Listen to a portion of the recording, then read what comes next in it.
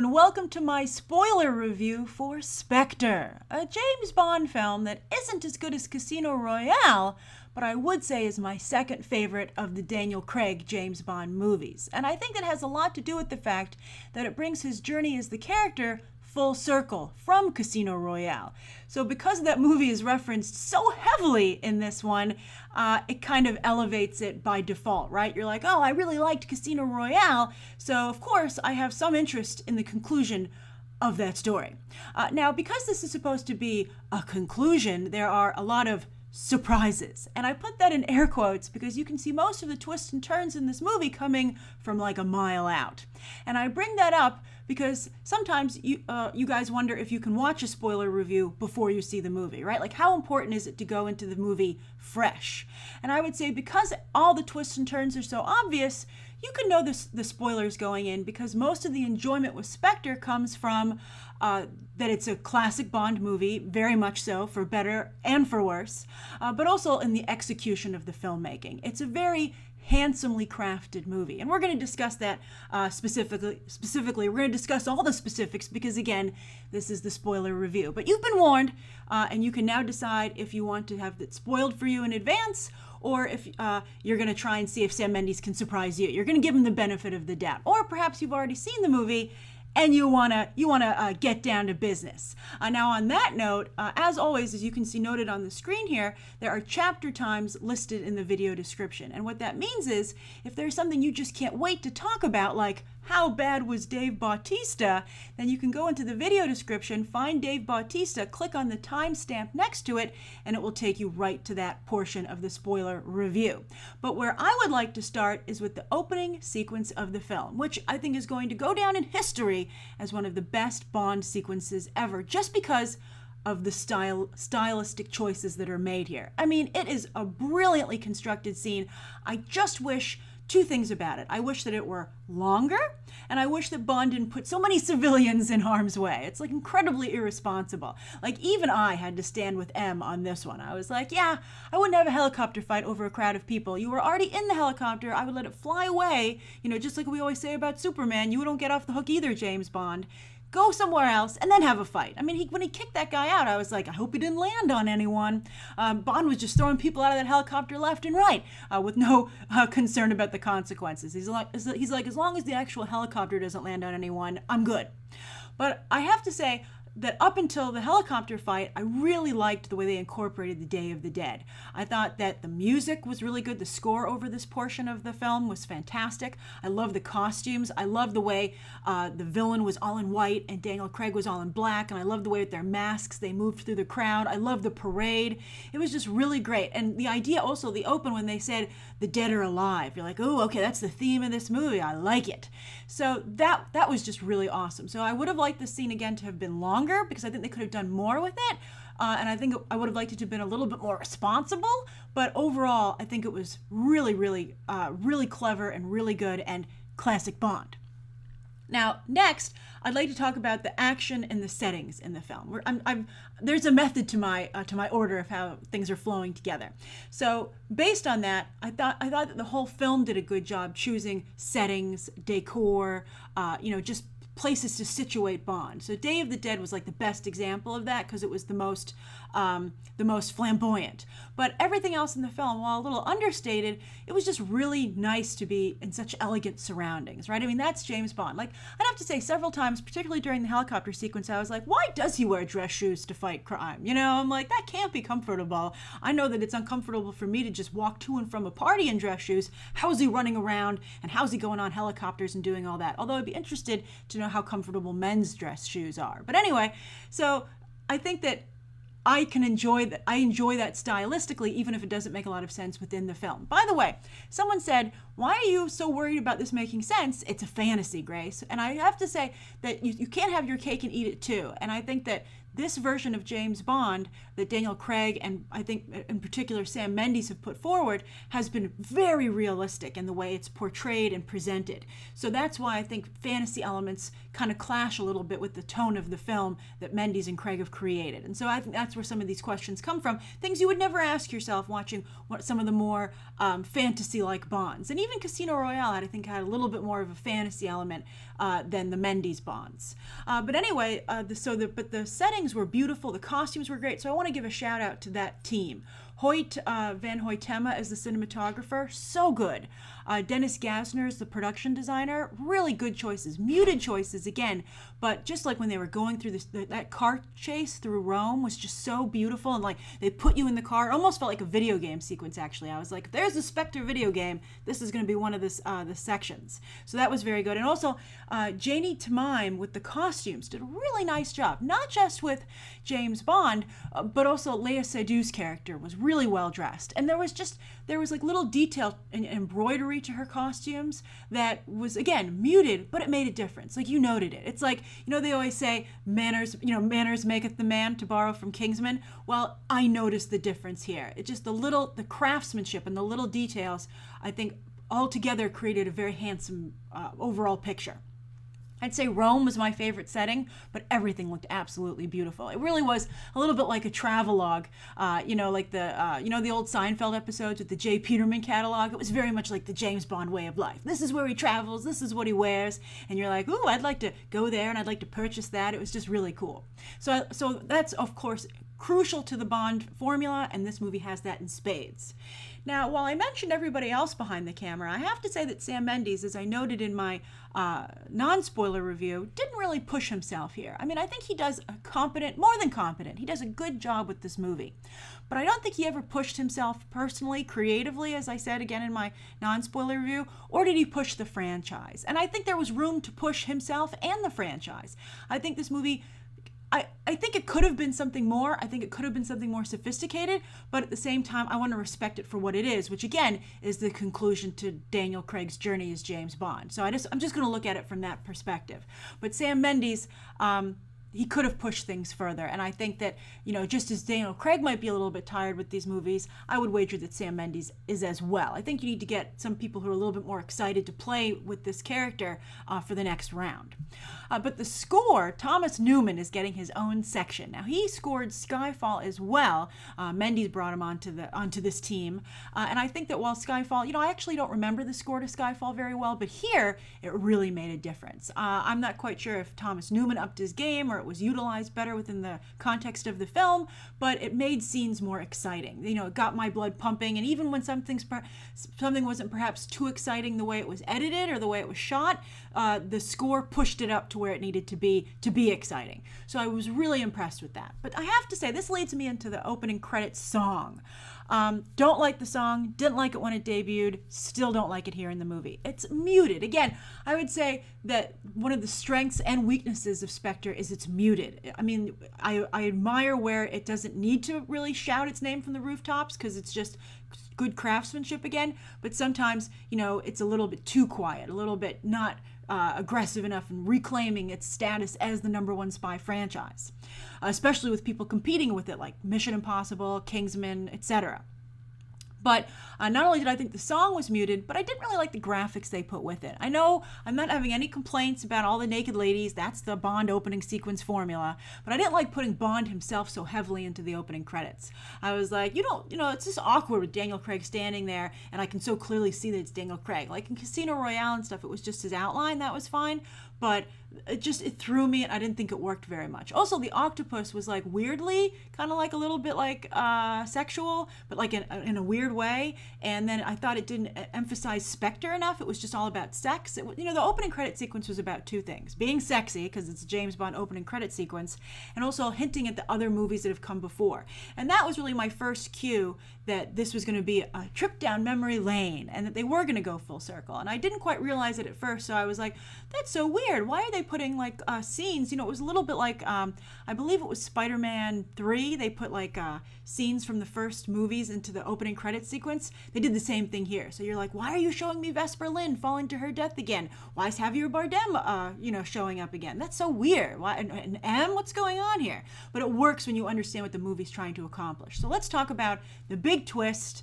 And Christoph, well, actually, let me redo this. My notes are wrong. I want to go full circle first because I was just talking about that. So yes, the movie goes full circle. So not only does it have that in the opening credits, but of course they have that big action sequence at the end where Daniel Craig runs into the old headquarters for the 00 program, and someone has taped up a lot of photos of everybody, of himself and people that he knows.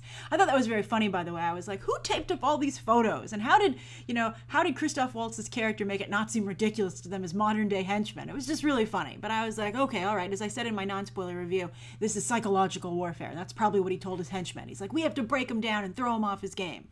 So that was a callback. They also had callbacks to like certain elements of the other movies, particularly Casino Royale, and that's the one I remember the best.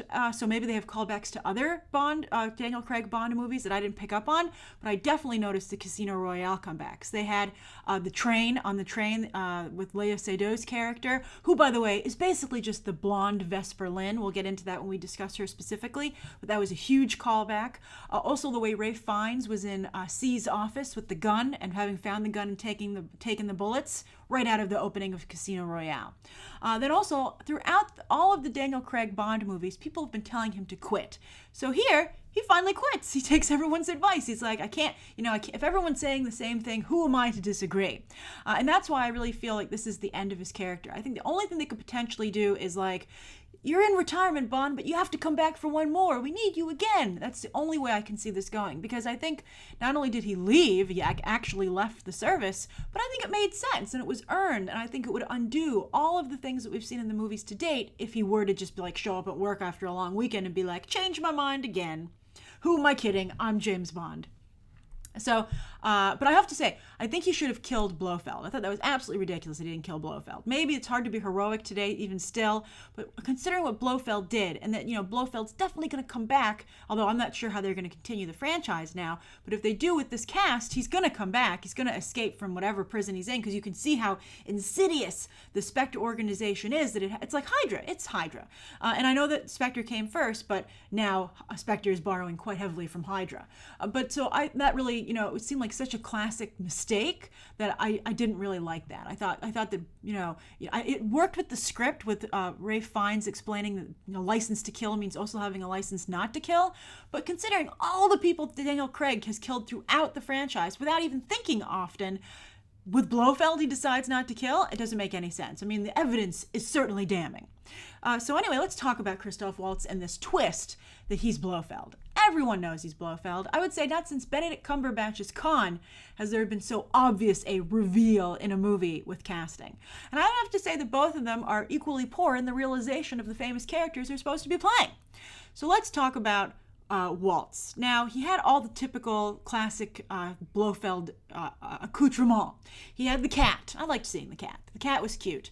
The jacket even, but he wore his open. He got the scar. Like when that explosion happened and you see like a spurt of blood on the floor near Blofeld, I was like, scar time! Although they really did a number on his eye, really making it really white and milky. I think it was like injured with the other Blofelds, but I don't remember it looking quite so grotesque. Maybe that's how they made themselves feel better about it, and they were like, that's how we're modernizing it. It's more gruesome. Although the wound was fresh at this point. But I thought what I really liked about Waltz before his character went off the rails was that for just a moment when Bond was in that Spectre hotel room looking out at the complex through the window, I was like, it's the evil secret lair. It exists. They made it make sense in a modern context, a realistic context. How cool is that? Even the torture chair, I was like, okay, I kind of get this. This is like you've kind of made Bond staples seem somewhat realistic and accessible to a modern storytelling. So that was really cool. But then it quickly went away when I think that Waltz's character just became just ridiculous and he really chewed the scenery up like nobody's business. I think it's pretty clear at this point that Waltz is not a great actor. He just needs to be well cast, and I think he's not well cast here. I think he's too obviously cast, and it makes the role too obvious. It makes the character too on the nose. Also, he had the exact same mission as Hydra: collect information, bring down our enemies within the government, take over the government organization, just like Hydra tried to take over S.H.I.E.L.D. It was the exact same thing. And on that note, I'd like to point out that I think that Daniel Craig's Bond movies have had the same problem as the Marvel movies have had with having good villains. They always show up, they're never really developed, they're never much of a threat for that long, and then they're easily defeated, right?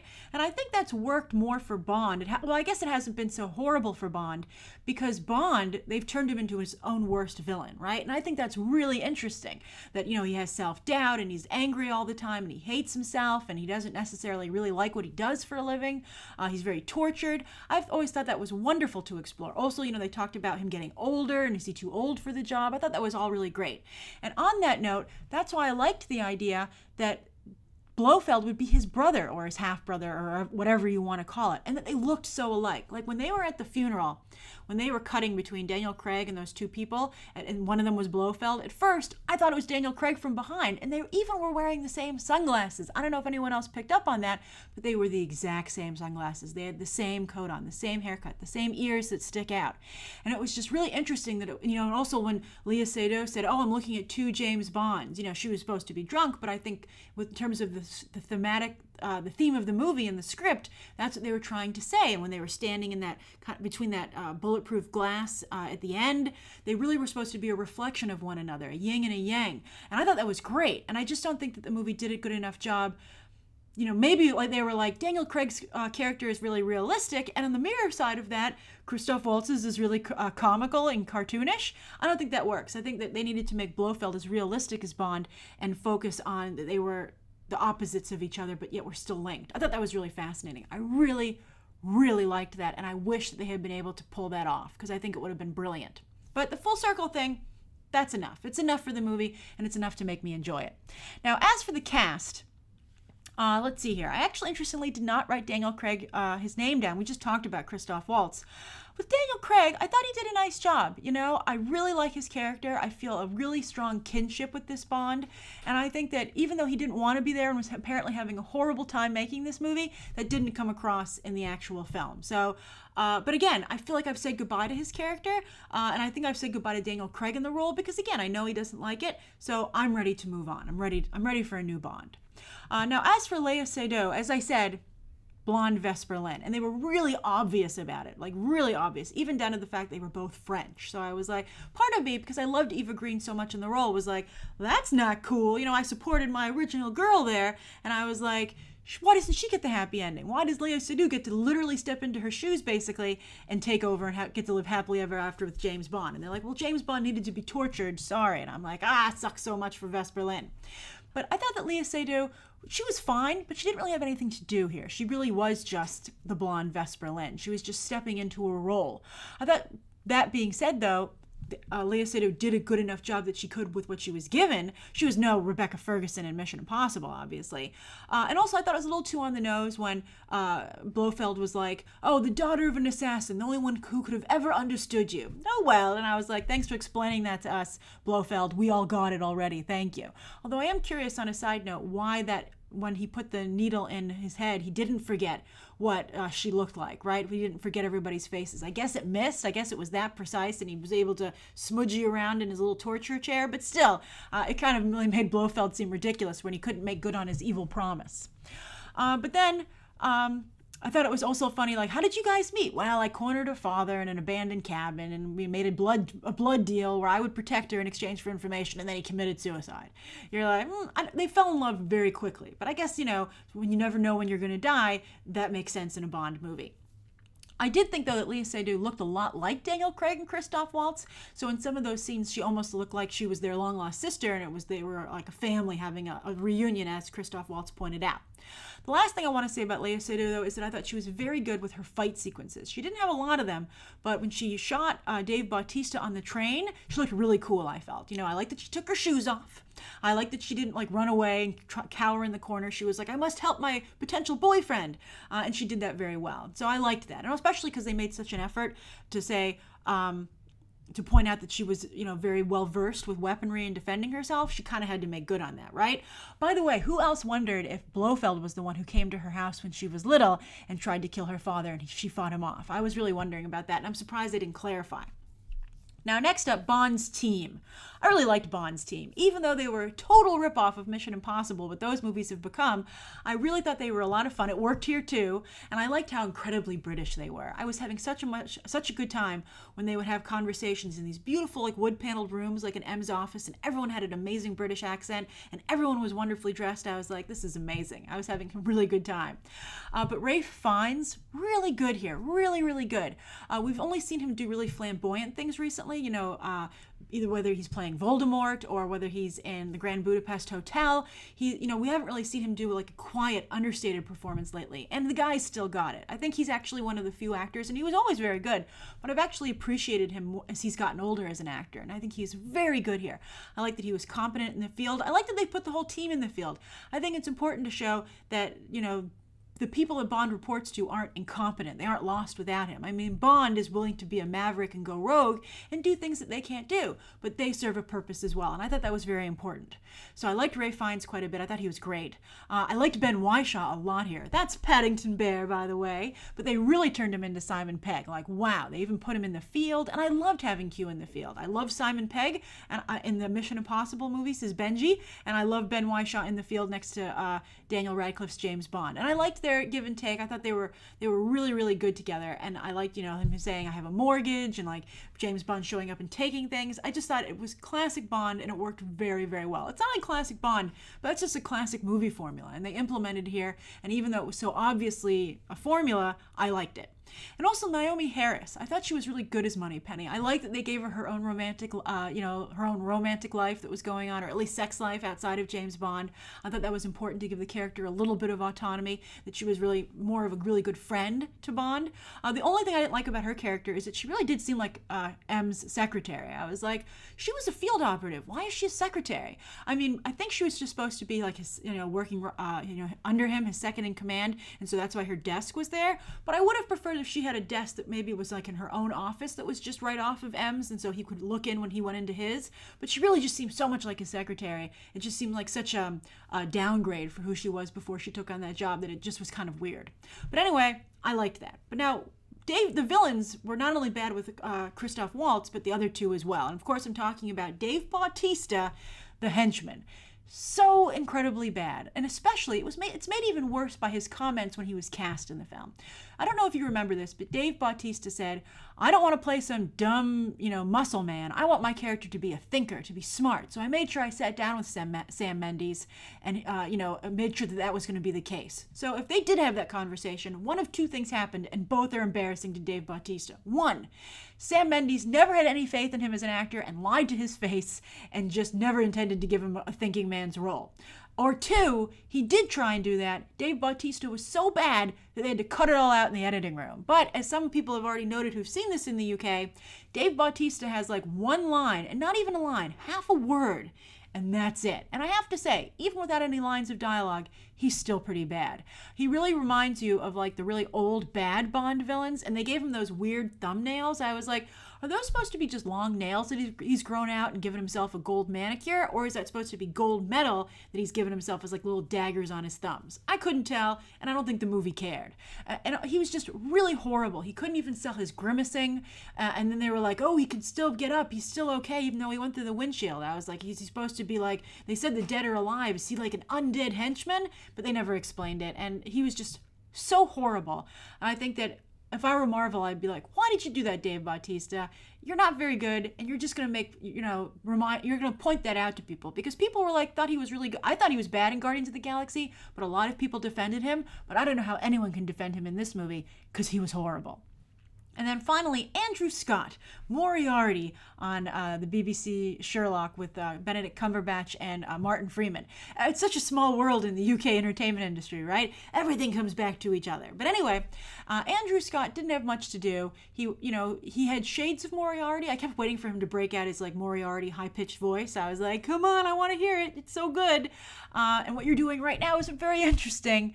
But yeah, his character was just totally a pawn, right? Like he was like a walking cliche. He was a walking plot device, which is okay, but I'm disappointed that Andrew Scott, aka Moriarty, couldn't inject anything into that himself. I mean, it's his responsibility, if Sam Mendes isn't going to tell him to do it, to elevate the material himself. Because, this is going on his resume and it's going to affect how people see him.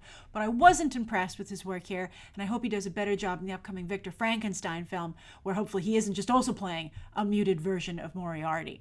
So that's my review of Spectre. I did have a good time watching it. I thought it was a lot of fun. It was just a good throwback to classic Bond, and I really did feel like I got some closure to the Daniel Craig run of movies, which I appreciated and was kind of neat to see. So I'm curious to hear your thoughts on it. This is the spoiler review, so go crazy in the comments. You can say anything you want. Thank you so much for tuning in, and you can check out some other episodes right now.